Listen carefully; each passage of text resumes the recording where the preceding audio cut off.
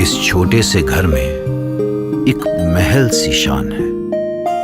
ये घर सिर्फ घर नहीं, ये घर मेरी जान है। 100 से भी ज्यादा चेक्स हर घर पर housing.com, क्योंकि घर आपकी जान है।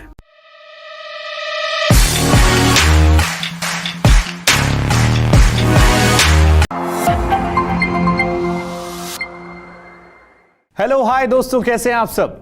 अच्छा, एक सवाल आपसे पूछता हूं मैं कि आपने वैक्सीन लगवाई कि नहीं लगवाई। देखिए, अगर वैक्सीन नहीं लगवाई है तो कोरोना की वैक्सीन आज ही लगवा लीजिए। सबसे कारगर और एकमात्र इलाज यही है। और हम सभी जानते हैं कि कोरोना ने हमारी जिंदगी को कैसे बदला। पूरी तरीके से हमारा जीवन बदल चुका है। घर, दफ्तर, बाजार, स्कूलिंग, हर जगह बदलाव हो गए। और इसी तरह का बदलाव आया है हाउसिंग सोसाइटीज की एनुअल जनरल मीटिंग्स के नियमों में। अब ये तो हम सब जानते हैं कि हर हाउसिंग सोसाइटी को खुद को मैनेज करने और काम करने के लिए मॉडल बायलॉज अडॉप्ट करने पड़ते हैं।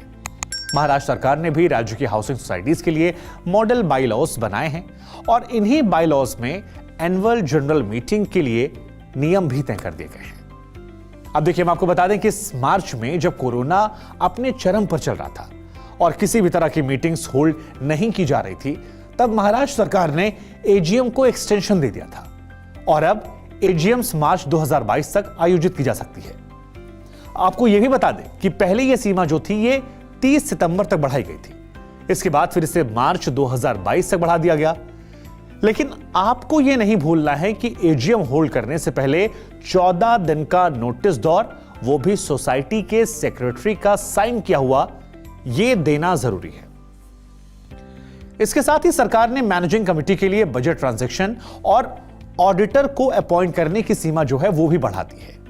अब मैनेजिंग कमेटीज मार्च 2022 तक ऑडिटेड अकाउंट से जो भी बजटेड बैलेंस है उस पर वो निर्णय ले सकती हैं। स्टेट कॉर्पोरेटिव कमीशंस ने इस सीमा को बढ़ाने का सुझाव दिया था, क्योंकि कोरोना रिस्ट्रिक्शंस की वजह से केवल 20% सोसाइटीज ही 31 अगस्त तक अपने ऑडिट और काम के बजट को पूरा कर पाई थी।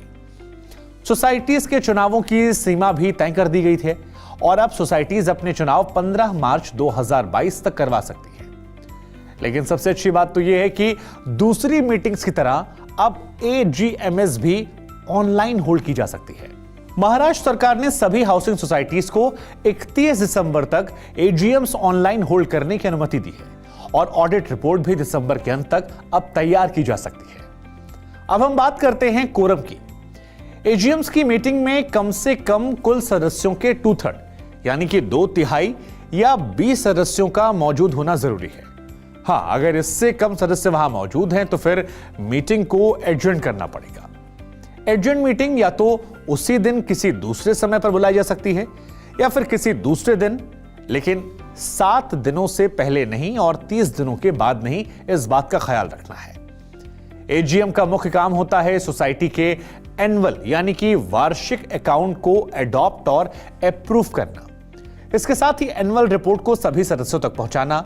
इसके अलावा एजीएम नए ऑडिटर्स को भी नियुक्त कर सकती है, दूसरे मुद्दों पर डिस्कशन कर सकती है, भले ही वो मुद्दे नोटिस में शामिल नहीं किए गए हों। लेकिन कुछ मुद्दे ऐसे भी हैं जिन्हें बिना प्रॉपर नोटिस दिए, बिना एनुअल जनरल मीटिंग्स में डिस्कस किए नहीं किया जा सकता।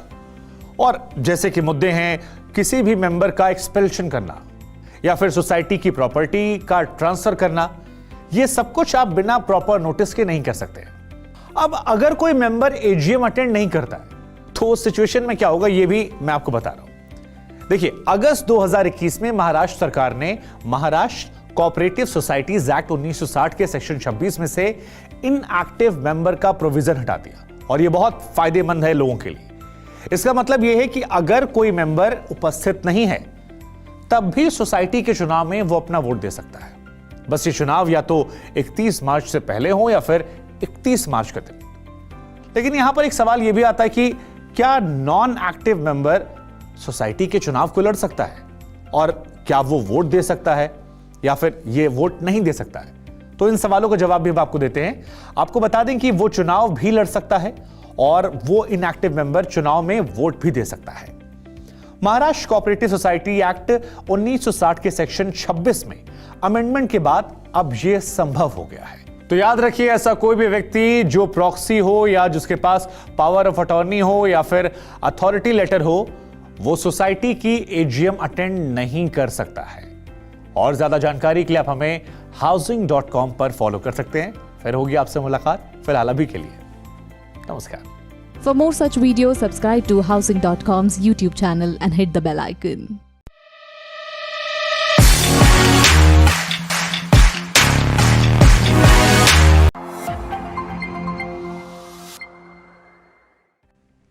हाय, हेलो, नमस्कार।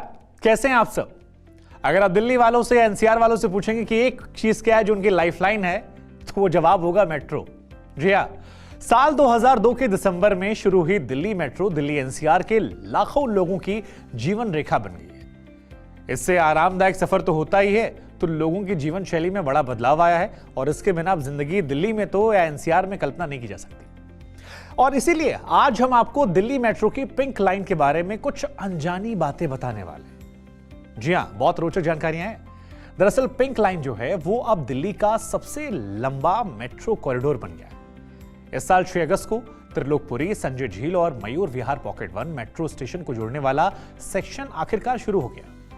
289 मीटर लंबे इस छोटे से सेक्शन को पूरा होने की बात की जाए तो लैंड एक्विजिशन इशू और कोविड-19 पैंडेमिक एक बहुत बड़ी समस्या थी, जिसने हमारी जिंदगी तो रोकी, मेट्रो की पटरियों को भी काफी स्लो कर दिया था। इसकी वजह से काफी देरियां हो रही थी। लेकिन अब इस सेक्शन के पूरा होने के बाद पिंक लाइन मेट्रो कॉरिडोर अब आखिर पूरी तरह से जुड़ चुकी है। इससे पहले यह कॉरिडोर 2 पार्ट में चल रहा था, एक मजलिस पार्क से मयूर विहार पॉकेट 1 तक और दूसरा त्रिलोकपुरी से शिव विहार तक। इसे रिंग कॉरिडोर के रूप में भी जाना जाता है। अब अगर दिल्ली मेट्रो पिंक लाइन की बात की जाए तो यह नेशनल कैपिटल रीजन्स में कनेक्टिविटी काफी बेहतर हो गई। इससे दिल्ली मेट्रो रेल कॉर्पोरेशन ने pink line metro corridor Delhi के सभी मेट्रो नेटवर्क्स को इंटीग्रेट करने के लिए और दिल्ली वासियों को स्मूथ कनेक्टिविटी देने के लिए बनाया था।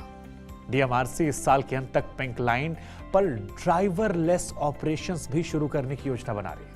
सोचिए क्या कमाल की चीज है ना, आप मेट्रो में बैठते हैं और कोई ड्राइवर नहीं है, गाड़ी अपने आप चल रही है। शानदार है ना? तो इस वीडियो के जरिए हम आपको पिंक लाइन कॉरिडोर के बारे में कुछ दिलचस्प महत्वपूर्ण जानकारियां देंगे, जो सुनकर आप शायद थोड़ा सा हैरान भी होंगे और कहेंगे वाह क्या बात है। तो दिल्ली मेट्रो पिंक लाइन की जो लेंथ है उसकी बात की जाए तो pink line north west Delhi के मजलिस पार्क और नॉर्थ ईस्ट दिल्ली के शिव विहार को कनेक्ट करते हुए 59 किलोमीटर की दूरी को तय करती है। और अब जानते हैं कि दिल्ली मेट्रो के पिंक लाइन में कितने स्टेशन और इंटरचेंजेस हैं। तो अगर आप पिंक लाइन की बात करेंगे तो यहां पर 38 स्टेशन हैं, 26 एलिवेटेड स्टेशन हैं और 12 अंडरग्राउंड स्टेशन हैं। 12 स्टेशनों पर इंटरचेंज के साथ यह मेट्रो कॉरिडोर दिल्ली मेट्रो के मौजूदा कॉरिडोर और आने वाले कॉरिडोर से अच्छी तरीके से कनेक्टेड है। अगर आपको एयरपोर्ट जाना है तो दिल्ली इंटरनेशनल एयरपोर्ट जाने वाले यात्रियों को पिंक लाइन कन्वीनियंट रूट पर मिलेगी, क्योंकि यह corridor Durgabai Deshmukh south campus metro station और एयरपोर्ट एक्सप्रेस लाइन के धौला कुआं मेट्रो स्टेशन एक फुट ओवर ब्रिज से जुड़ी हुई है। यह सेक्शन फरवरी 2019 में लोगों के लिए खुल चुका है। अब आपको दिल्ली मेट्रो पिंक लाइन के कुछ इंटरेस्टिंग फैक्ट्स बताते हैं। क्या आप जानते हैं कि दिल्ली मेट्रो पिंक लाइन का आश्रम मेट्रो स्टेशन पूरे देश का सबसे छोटा मेट्रो स्टेशन है।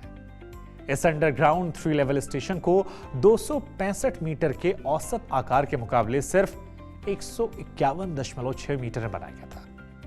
मुझे उम्मीद है ये जानकारी आपको पता नहीं होगी। पिंक लाइन दिल्ली के कई लैंडमार्क्स को कनेक्ट करती है, जैसे कि Anand Vihar railway station, Anand Vihar ISBT, इसके अलावा Nizamuddin railway station, South Extension, INA, Sarojini Nagar और लाजपत नगर के बिजी बाजारों को भी ये कनेक्ट करती है। यानी आपको दिल्ली की ज्यादातर हाई प्रोफाइल जगहों पर जाने में इस रूट से आसानी होगी।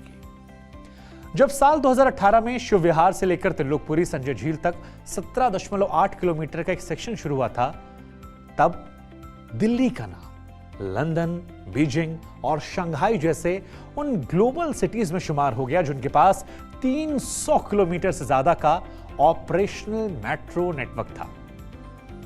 अब जानते हैं कि दिल्ली मेट्रो के पिंक लाइन के कंस्ट्रक्शन टाइमलाइन के बारे में। तो हम आपको बता दें कि पिंक लाइन को Delhi metro phase 3 network development plan के तहत डेवलप किया गया। मार्च 2018 से दिसंबर 2018 तक अलग अलग चरणों में इस कॉरिडोर को चालू किया गया। साल 2018 में शुरू होने वाला पहला सेक्शन मजलिस पार्क से दुर्गाबाई देशमुख साउथ कैंपस के बीच में था।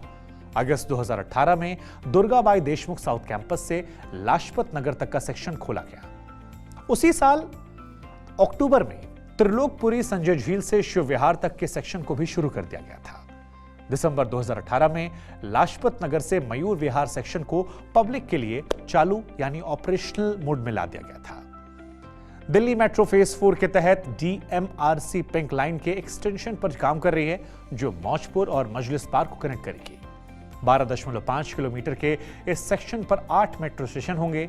इस सेक्शन के शुरू होने से पिंक लाइन करीब 70 किलोमीटर की दूरी को कवर करने वाली longest single corridor metro section बन जाएगी और यह बहुत खास है। और इसी के साथ आज के वीडियो में इतना ही। फिर आपसे मुलाकात होगी। तब तक आप अगर दिल्ली में रहते हैं तो मेट्रो के सफर का आनंद लीजिए, दिल्ली आते हैं तो भी आनंद लीजिए। लेकिन हमें इजाजत दीजिए, अगली बार कोई और जानकारी के साथ फिर हाजिर होंगे। नमस्कार। For more such videos, subscribe to Housing.com's YouTube channel and hit the bell icon.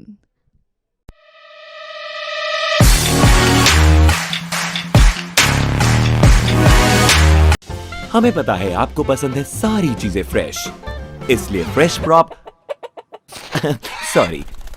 Fresh properties हर दिन। Housing.com, trusted place to find your home.